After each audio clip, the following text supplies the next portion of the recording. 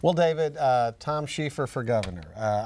Believe me, before we did the interview, I was a little skeptical, but he's a sharp guy. Oh yeah. Well, I mean, look at his career. I mean, he's been in the energy industry. He's run a baseball team. You know, you should admire that. And whatever you might think of George W. Bush, and I don't have a high opinion of him, he put this fellow in two very significant positions as ambassadors to Japan and Australia, and I happen to have read that he was quite accomplished in those positions. So he's a quality guy.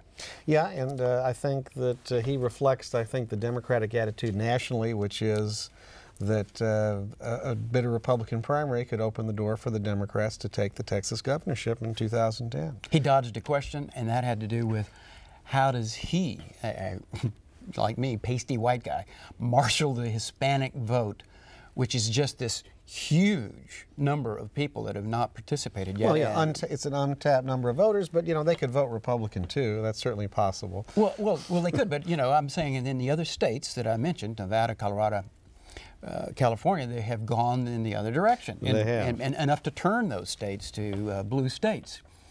And so the question is, what does a non-minority guy do to motivate them, or what does the Democratic Party do when they've never been able to put the campaign together to get them out? Yeah, but here's the fair question for the race for governor. Here's what happens: can either candidate from the Republican Party or the Democratic Party get support not from the 10% on the fringes, but the 80% in the middle? That's who's going to decide this race in November 2010.